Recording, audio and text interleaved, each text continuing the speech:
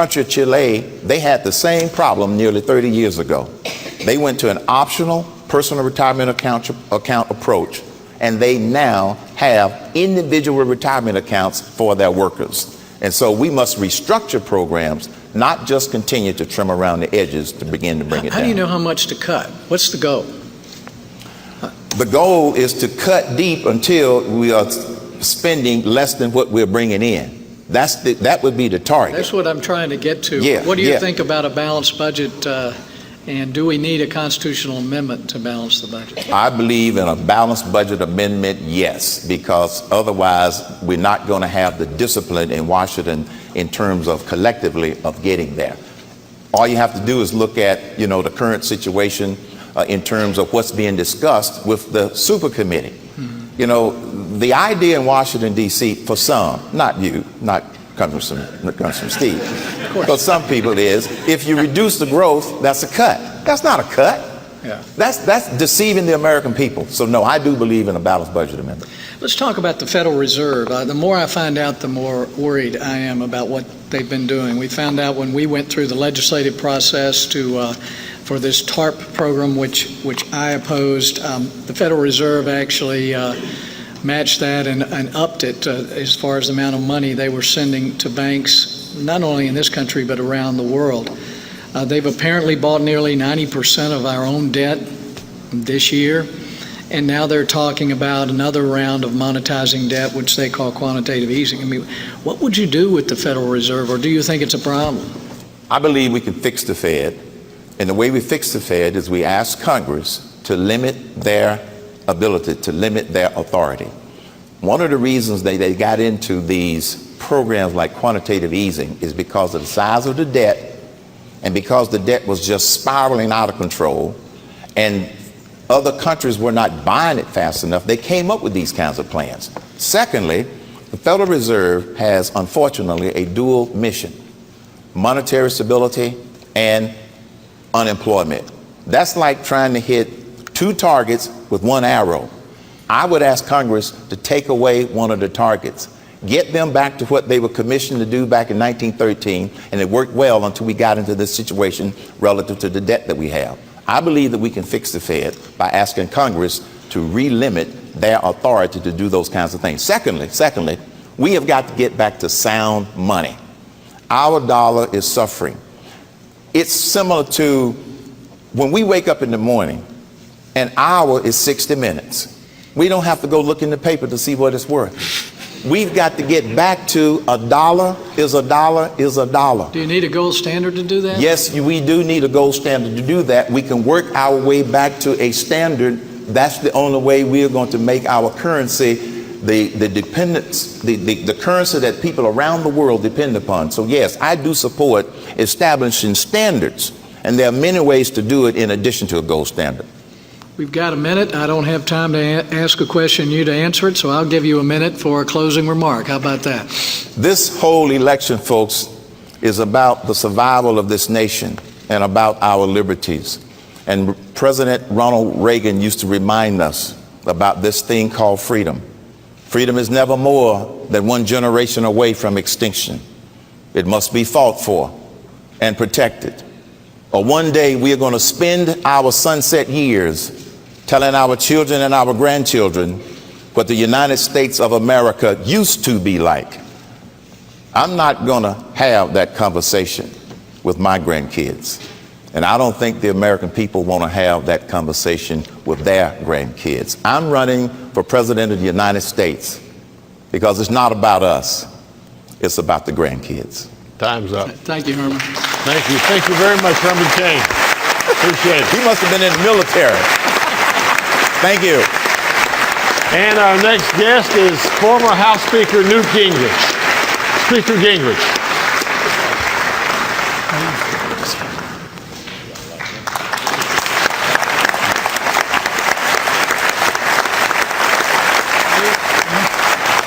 You have 3 minutes for an opening statement. Well, first of all, let me thank all of you, and in particular Senator Mint, for arranging this and organizing it. It's great to be with all of you, and it's good to be here in South Carolina. As a Georgian, you played the right teams this last weekend for me to say congratulations. And in particular, I like the USC come from behind victory, because I identify with teams that fumble early in the game and then still come back. So, however, I do have to point out that while USC and Clemson and the Citadel did well, my daughter and my son-in-law went to Presbyterian, and they started the season once again losing. So it's a mix. In the household, it's a little bit mixed, but for South Carolina, it was great. I am really glad to be here. I think that, if I might say, that what Dr. George began in his entire approach with the Manhattan Statement and with other things that have been going on to recenter American culture is really, really important. And the fact that Senator Mint, who's obviously done a great job nationally of putting this together, Steve King, who's an increasingly important leader in the House, I think this is very important. I want to talk very briefly about American exceptionalism and then apply it very directly to one example of how big the change needs to be. Despite the fact that our current president has managed to avoid explaining on at least 4 occasions that we are endowed by our Creator, the fact is what makes American exceptionalism different is that we are the only people I know of in history to say power comes directly from God to each one of you. You are personally sovereign. So you're always a citizen, you are never a subject. Now, the Founding Fathers wrote this because they said we hold these truths to be self-evident. This is not a philosophy, it's not an ideology, it's not a theory. It's a set of truths as they understood it about the nature of being human. That we are human within a fabric created by God. And that these rights are unalienable. That means no politician, no bureaucrat, no judge can take them away from you. Now, it's important to understand this because the gap between the America the Founding Fathers created and the system currently dominating in Washington is extraordinary.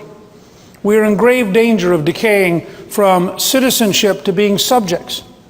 We're in grave danger of the center of power, of sovereignty, leaving you, the people, and going to the Washington bureaucrats. If you look at the Gibson-Qatar case the other day, where 26 armed federal agents intervened in factories to discover whether or not there was illegal Indian wood.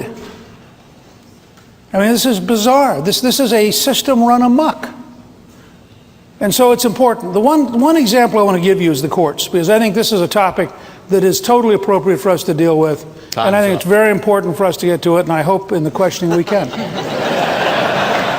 Well, just as it happens, Speaker Gingrich, I do have a question that's going to relate to the constitutional powers of the respective levels and branches of government, and the court's very central here. The question also concerns the obligations of human life. But I'll begin with a quotation that you as an historian will find very familiar. It's from President Lincoln's first inaugural address when he was facing the court's unconstitutional decision in Dred Scott versus Sanford, in which the court usurped the authority of the elected representatives of the people on the slavery issue. And Lincoln said, if the policy of the government upon vital questions affecting the whole people is to be irrevocably fixed by decisions of the Supreme Court, the people will have ceased to be their own rulers, having to that extent practically resigned their government into the hands of that eminent tribunal, unquote. Now, many argue today that we need a constitutional amendment to overturn Roe versus Wade. However, Section 5 of the 14th Amendment, as you know, expressly authorizes the Congress, by appropriate legislation, to enforce the guarantees of due process and equal protection contained in the amendment's first section. So as someone who believes, as I know you do, in the inherent and equal dignity of all members of the human family, including the child in the womb, would you, as President, propose to Congress appropriate legislation pursuant to the 14th Amendment to protect human life in all stages and conditions without waiting for a constitutional amendment? Yes.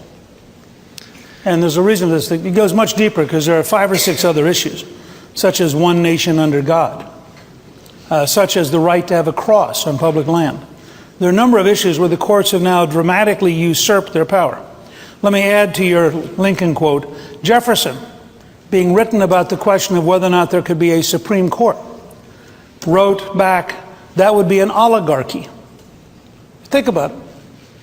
We have a document. This is the center of American exceptionalism. We are a people of law. To be a people of law, you have to have a structure. The structure of the Constitution says there's a formal way to amend the Constitution. It's a very complicated process. The idea that the Founding Fathers also meant to say, oh, and by the way, by a 5-4 vote, appointed lawyers can be the equivalent of a constitutional convention, is an absurdity. All of this starts in 1958 with a Warren Court assertion of supremacy, which is profoundly wrong. The Supreme Court is supreme in the judicial branch, and the judicial branch is one of the three branches. It's the third branch mentioned in the Constitution, and in the Federalist Papers, Alexander Hamilton says explicitly, it will be the weakest of the three branches. And so I think for the Congress to begin a systematic process, one part of which is to eliminate the right of the courts to review certain things. And to recognize we're going to have a big fight with the lawyer class. I mean, this is going to be a fight. What you have in mind, Speaker Gingrich, Congress's power under Article 3 to regulate the jurisdiction of the Supreme Court? Among other things. I also would look very carefully at Jefferson in 1802 passes the Judicial Reform Act of 1802, which eliminates 18 out of 35 federal judges. Doesn't impeach anybody. It just says this court does not meet, it will not be appropriated for, go home. Now, the judges who were going to get those jobs promptly tried to file suit, and the remaining 17 judges said to them, are you crazy? If we accept your lawsuit, Jefferson will eliminate our court. Now, I want to be clear here, I am not as bold as Thomas Jefferson. I would do no more than eliminate Judge Berry in San Antonio and the Ninth Circuit. That's the most I would go for. But let me say this, because I think this has to be part of our national debate. That's not a rhetorical comment. I believe the legislative and executive branches have an obligation to defend the Constitution against judges who are tyrannical and who seek to impose un-American values on the people of the United States. I suspect that what's going through the minds of many of our viewers across the nation is this. Well, Speaker Gingrich is right to be concerned about judicial usurpation and overreach. That's clearly a problem. We don't want the rule of law to deteriorate into the rule of unelected lawyers. On the other hand, we need to defend judicial independence. So would your last statement be a valid warrant for concern that you're someone who doesn't respect judicial independence, the independence of the judiciary?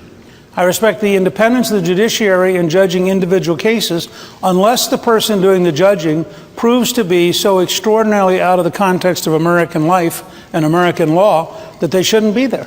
And I think there are occasions, I mean, you can't say we have a corrective balance between the three branches, except, by the way, these two should never use it.